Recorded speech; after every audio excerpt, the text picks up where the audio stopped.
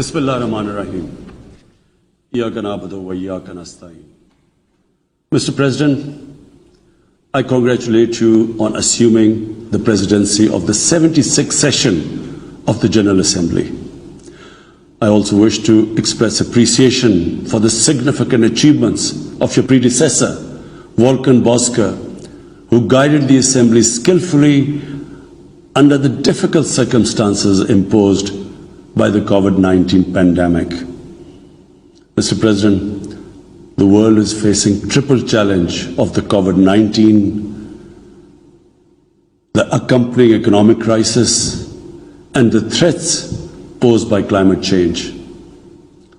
The virus does not discriminate between nations and people, nor do the catastrophes imposed by uncertain weather patterns. The common threats faced by us today not only expose the fragility of the international system, they also underscore the oneness of humanity. By the grace of Almighty Allah, Pakistan has been successful so far in containing the COVID pandemic. Our collaborated strategy of smart lockdowns helped save lives and livelihoods and kept the economy afloat. Over 15 million families survived through a social protection program of Asas. Mr. President, climate change is one of the primary existential threats that our planet faces today. Pakistan's contribution to global emissions is negligible, yet we are among the 10 most vulnerable countries to the effects of climate change in the world. Being fully aware of our global responsibilities, we have embarked upon game-changing environmental programs, reforesting Pakistan through our 10 billion tree tsunami, preserving natural habitats, switching to renewable energy, removing pollution from our cities, and adapting to the impacts of climate change. To address the triple crisis of COVID pandemic, economic downturn, and climate emergency, we need a comprehensive strategy that should include, number one, vaccine equity. Everyone, everywhere, must be vaccinated against COVID, and as soon as possible. Two, adequate financing must be made available to developing countries. This can be ensured through comprehensive debt restructuring, expanded ODA, redistribution of unutilized SDRs, and allotment of a greater proportion of SDRs to developing countries. And finally, provision of climate finance. Three, we must adopt clear investment strategies which help alleviate poverty, promote job creation, build sustainable infrastructure, and of course, bridge the digital divide. I propose that the Secretary General convene an SDG summit in 2025 to review and accelerate implementation of sustainable development goals. Mr. President, because of the plunder of the developing world by their corrupt ruling elites, the gap between the rich and the poor countries is increasing at an alarming speed. Through this platform, I've been drawing the world's attention towards the scourge of illicit financial flows from developing countries. The Secretary General's high-level panel of financial accountability, transparency, and integrity, called the Fact-Eye Panel, has calculated that a staggering $7 trillion in stolen assets are parked in financial haven destinations. This organized theft and illegal transfer of assets has profound consequences for the developing nations. It depletes their already meager resources. accentuates the levels of poverty, especially when laundered money puts pressure on the currency and leads to its devaluation. At the current rate, when the fact-type panel estimates that $1 trillion every year is taken out of the developing world, there will be a mass exodus of economic migrants towards the richer nations. What the East India Company did to India, the crooked ruling elites are doing to the developing world, plundering the wealth and transferring it to Western capitals and offshore tax havens. And Mr. President, retrieving the stolen assets from the developed countries is impossible for poor nations. The rich countries have no incentives or compulsion to return this ill-gotten wealth. And this ill-gotten wealth belongs, remember, to the masses of the developing world. I foresee in the not too distant future, a time will come when the rich countries will be forced to build walls to keep out economic migrants from these poor countries. I fear a few wealthy islands in the sea of poverty will also turn into a global calamity like climate change. The General Assembly must take steps meaningfully to address this deeply disturbing and morally repugnant situation, naming and shaming the haven destinations and developing a comprehensive legal framework to halt and reverse the illicit financial flows are most critical actions to stop this great economic injustice. And at a minimum, the recommendations of the Secretary General's fact-type panel should be fully implemented. Mr. President, Islamophobia is another pernicious phenomenon that we all need to collectively combat. In the aftermath of the 9/11 terrorist attacks, terrorism has been associated with Islam by some quarters. This has increased the tendency of right-wing, xenophobic and violent nationalist, extremists and terrorist groups to target Muslims. The UN Global Counter-Terrorism Strategy has recognized these emerging threats. We hope the Secretary General's report will focus on these new threats of terrorism posed by Islamophobes and right-wing extremists. I call on the Secretary General to convene a global dialogue on countering the rise of Islamophobia. Our parallel efforts at the same time should be to promote interfaith harmony, and they should continue. Mr. President, the worst and most pervasive form of Islamophobia now rules India. The hate-filled Hindutva ideology propagated by the fascist RSS BJP regime has unleashed a reign of fear and violence against India's 200 million Muslim strong community. Mob lynching by cow vigilantes, frequent pogroms such as the one in New Delhi last year, discriminatory citizenship laws to purge India of Muslims, and a campaign to destroy mosques across India and obliterate its Muslim heritage and history are all part of this criminal enterprise. New Delhi has also embarked on what it ominously calls the final solution for Jammu and Kashmir dispute. It has undertaken a series of illegal and unilateral measures in occupied Jammu and Kashmir since 5th August 2019. It has unleashed a reign of terror by an occupation force of 900,000. It has jailed senior Kashmiri leadership, imposed a clampdown on media and internet, violently suppressed peaceful protest, abducted 13,000 young Kashmiris and tortured hundreds of them. It has extrajudicially killed hundreds of innocent Kashmiris in fake encounters and imposed collective punishments by destroying entire neighborhoods and villages.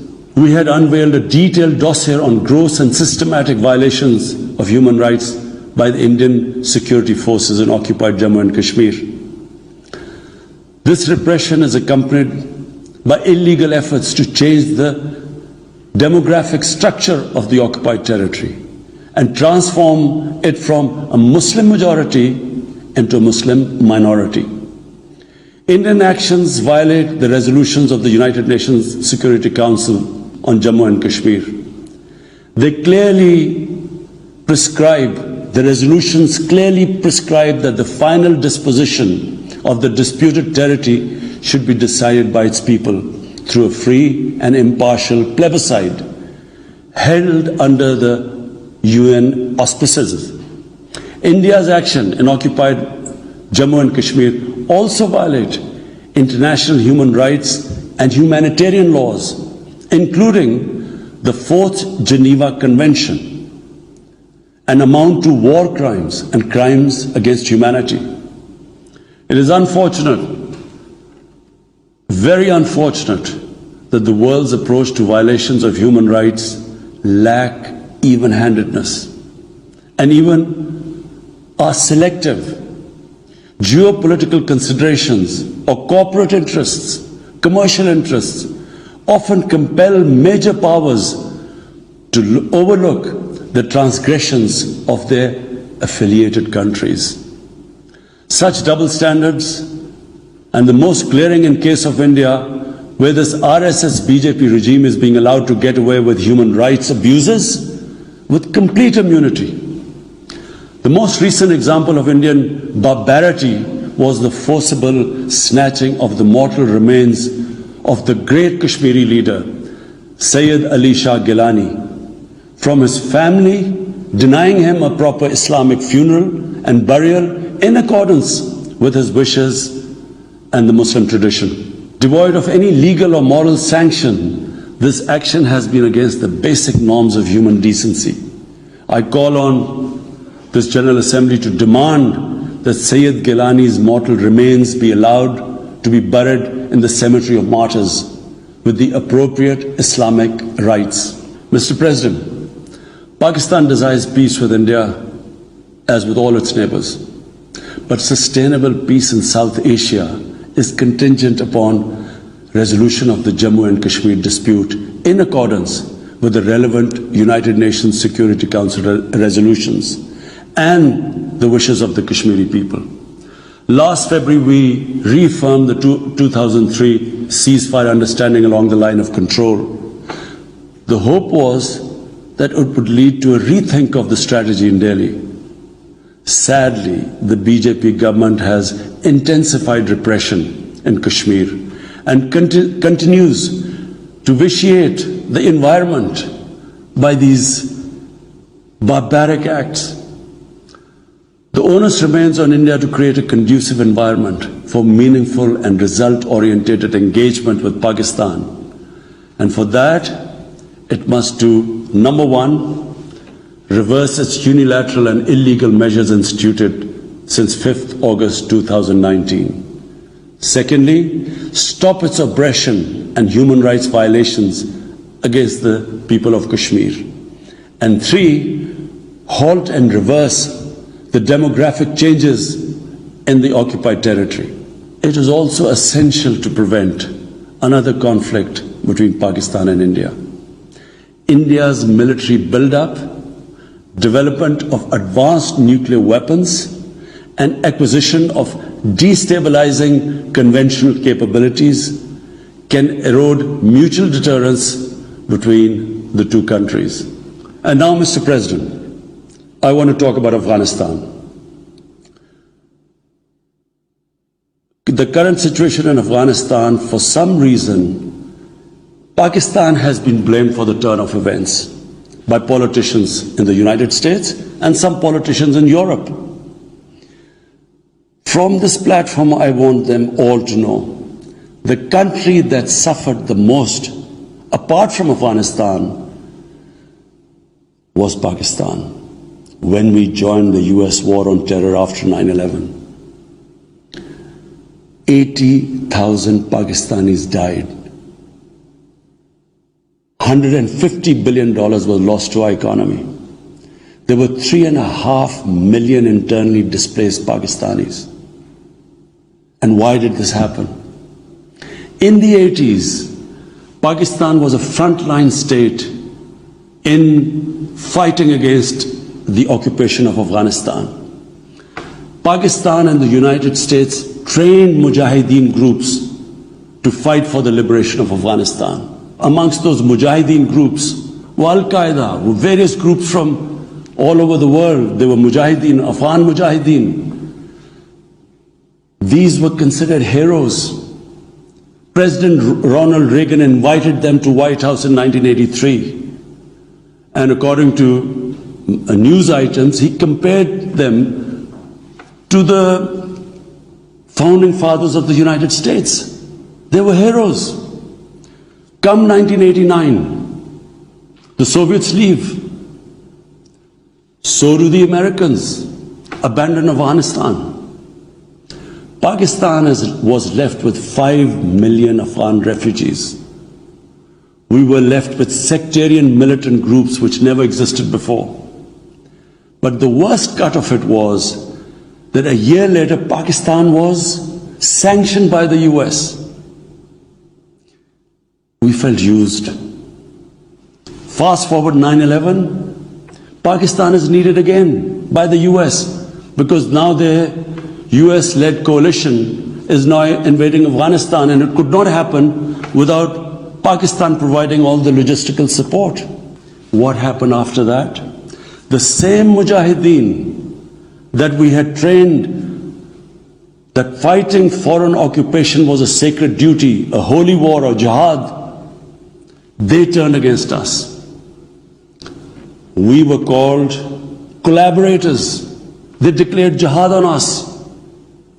Then all along the tribal belt bordering Afghanistan, the Pakistan semi-autonomous tribal belt, where no Pakistan army had been since our independence, they had strong sympathies with the Taliban, Afghan Taliban, not because of their religious ideology, but because of Pashtun nationalism, which is very strong. Then there were 3 million Afghan refugees still in Pakistan, all Pashtuns, living in camps, 500,000, the biggest camp, 100,000 camps. They all had affinity and sympathies with the Afghan Taliban. So what happened? They too turned against Pakistan. For the first time, we had militant Taliban in Pakistan. And they too attacked Pakistan government. When our army went in the tribal areas for the first time in our history, whenever an army goes into civilian areas, there's collateral damage. So there was collateral damage, which multiplied the militants to seek revenge. But not just that. The world must know that in Pakistan there were 480 drone attacks conducted by the US. 480 drone attacks. And we all know that drone attacks are not that precise. They cause more collateral damage than the militants they are targeting. So, who did the people whose relatives were being killed? Who did they seek revenge? Against Pakistan. Between 2004 and 2014, there were 50 different militant groups attacking the state of Pakistan. At one point, people like us were worried that will we survive this? There were bombs going all over Pakistan.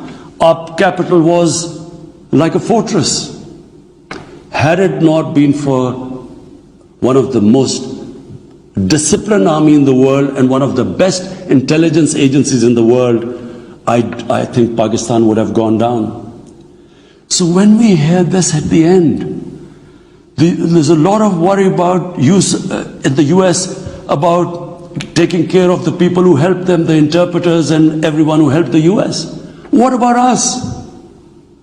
The only reason we suffered so much was because we became an ally of the US, of the coalition in the war against Afghanistan, where there were attacks being conducted from Afghan soil into Pakistan.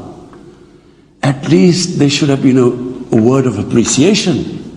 But rather than appreciation, imagine how we feel when we are blamed for the turn of events in Afghanistan. After 2006, it became apparent to everyone who understood Afghanistan's history that there would be no military solution in Afghanistan. I went to the US, I spoke to think tanks, I met at the time Senator Biden, Senator John Kerry, Senator Harry Reid. I tried to explain to them that there would not be any military solution and political settlement was the way to go forward. No one understood then. And unfortunately, in trying to force a military solution is where US went wrong. And if today,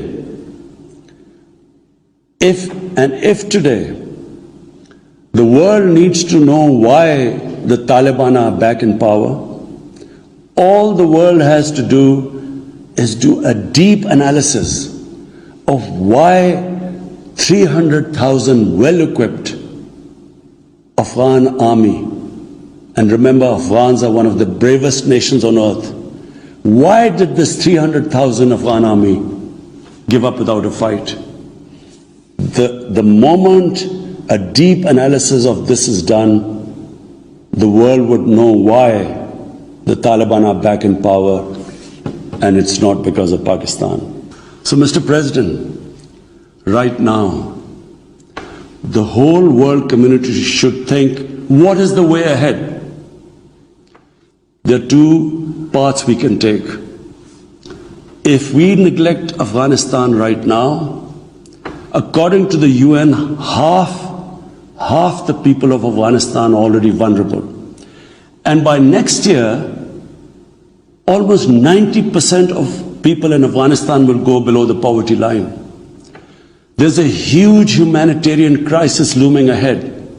And this will have serious repercussions, not just for the neighbors of Afghanistan, but it will have repercussions everywhere if a destabilized, a chaotic Afghanistan again becomes a safe haven for international terrorists. The reason why the US came to Afghanistan in the first place. So therefore, there is only one way to go. We must strengthen this current government, stabilize it, for the sake of the people of Afghanistan. What have the Taliban promised? They will respect human rights. They will have an inclusive government. They will not allow this soil to be used by terrorists. And they have given amnesty. Now, if the world community incentivizes them, encourages them to walk this talk, it will be a win-win situation for everyone.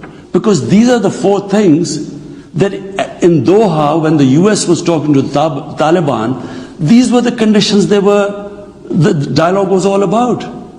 So if the world can incentivize them to go this direction, then after all, this 20-year of presence of coalition presidents in Afghanistan would not be wasted, because Afghan soil would not be used for international terrorism. So I end my talk, Mr. President, by urging everyone that this is a critical time for Afghanistan. You cannot waste time. Help is needed there. Humanitarian assistance has to be given there immediately. And the Secretary General of the United Nations has taken bold steps. I urge you to mobilize the international community and move in this direction. Thank you.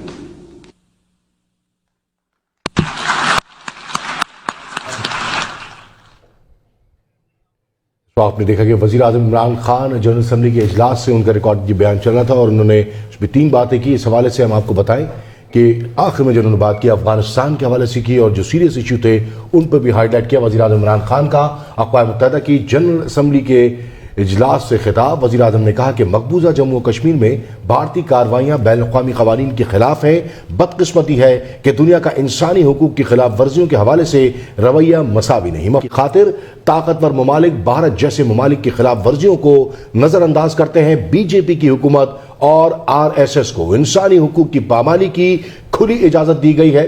Europe اور امریکہ پاکستان کو بلا وجہ افغانستان کی صورتحال کا ذمہ دار ٹھہراتے ہیں۔ دنیا کو کورونا کے ساتھ معاشی بحران اور ماحولیاتی تبدیلیوں کا خطرہ ہے۔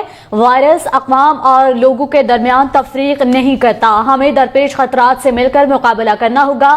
وزیر اعظم نے کہا کہ پاکستان مشترکہ منصوبہ بندی اور اسمارٹ لاک ڈاؤن کے باعث کورونا پر قابو رکھنے میں کامیاب رہا اور معیشت کا پہیہ بھی چلتا رہا۔ احساس پروگرام کے تحت 1.5 کروڑ خاندان کی مدد کرنے میں کامیاب رہے۔ وزیر اعظم نے کہا کہ پاکستان ان 10 ممالک میں شامل ہے جنہیں ماحولیاتی تبدیلیوں سے سب سے زیادہ خطرہ ہے۔ پاکستان ماحولیاتی تبدیلیوں کے اثرات کا مقابلہ کرنے کے لیے خود کو تیار کر رہا ہے۔ پاکستان انقلابی ماحولیاتی پروگرام کے تحت 10 ارب درخت لگا رہا ہے۔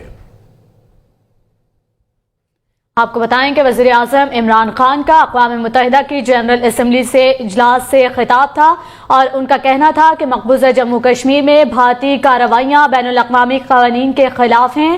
بدقسمتی ہے کہ دنیا کا انسانی حقوق کی خلاف ورزیوں کے حوالے سے رویہ مساوی نہیں۔ ان کا مزید کہنا تھا کہ مفادات کی خاطر طاقتور ممالک بھارت جیسے ممالک کے خلاف ورزیوں کو نظر انداز کرتے ہیں۔ بی جے پی کی حکومت اور آر ایس ایس کو انسانی حقوق کی پامالی کی کھلی اجازت دی گئی ہے۔ یورپ اور امریکہ پاکستان کو بلا وجہ افغانستان کی صورتحال کا ذمہ دار ٹھہراتے ہیں۔ 30 لاکھ افغان مہاجرین آج بھی پاکستان میں رہتے ہیں۔ دنیا کو کورونا کے ساتھ معاشی بحران اور ماحولیاتی تبدیلیوں کا خطرہ ہے۔ وائرس اقوام اور لوگوں کے درمیان تفریق نہیں کرتا، ہمیں درپیش خطرات سے مل کر مقابلہ کرنا ہوگا۔ وزیر اعظم نے کہا کہ پاکستان مشترکہ منصوبہ بندی اور اسمارٹ لاک ڈاؤن کے باعث کورونا پر قابو رکھنے میں کامیاب رہا اور معیشت کا پہیہ بھی چلتا رہا۔ احساس پروگرام کے تحت 1.5 کروڑ خاندانوں کی مدد کرنے میں کامیاب رہے۔ وزیر اعظم نے کہا کہ پاکستان ان 10 ممالک میں شامل ہے جنہیں ماحولیاتی تبدیلیوں سے سب سے زیادہ خطرات ہیں۔ پاکستان ماحولیاتی تبدیلیوں کے اثرات کا مقابلہ کرنے کے لیے خود کو تیار کر رہا ہے۔ پاکستان انقلابی ماحولیاتی پروگرام کے تحت 10 ارب درخت لگا رہا ہے۔ مزید کہا کہ دنیا بھر سے مجاہدین، گروپ افغان مجاہدین اور القاعدہ کو بھی تربیت دیتے رہے۔ پاکستان اور امریکہ نے افغانستان کی آزادی کے لیے مجاہدین کو تربیت دی۔ وزیر اعظم عمران خان کا اقوام متحدہ کی جنرل اسمبلی اجلاس سے خطاب وزیر اعظم نے کہا کہ مقبوضہ جموں و کشمیر میں بھارتی کارروائیاں بین الاقوامی قوانین کی کھلی خلاف ورزی ہیں۔ بدقسمتی ہے کہ دنیا کا انسانی حقوق کی خلاف ورزیوں کے حوالے سے رویہ مساوی نہیں ہے۔ مفادات کی خاطر طاقتور ممالک بھارت جیسے ممالک کی خلاف ورزیوں کو نظر انداز کرتے ہیں۔ بی جے پی کی حکومت اور آر ایس ایس کو انسانی حقوق کی پامالی کی کھلی اجازت دی گئی ہے۔ یورپ اور امریکہ پاکستان کو بلا وجہ افغانستان کی صورتحال کا ذمہ دار ٹھہراتے ہیں۔ ان کا مزید کہنا تھا کہ 30 لاکھ افغان مہاجرین آج بھی پاکستان میں رہتے ہیں۔ دنیا کو کورونا کے ساتھ معاشی بحران اور ماحولیاتی تبدیلیوں کا خطرہ ہے۔ وائرس اقوام اور لوگوں کے درمیان تفریق نہیں کرتا، ہمیں درپیش خطرات سے مل کر مقابلہ کرنا ہوگا۔ وزیر اعظم نے کہا کہ پاکستان مشترکہ منصوبہ بندی اور اسمارٹ لاک ڈاؤن کے باعث کورونا پر قابو رکھنے میں کامیاب رہا اور معیشت کا پہیہ بھی چلتا رہا۔ احساس پروگرام کے تحت 1.5 کروڑ خاندانوں کی مدد کرنے میں کامیاب رہے۔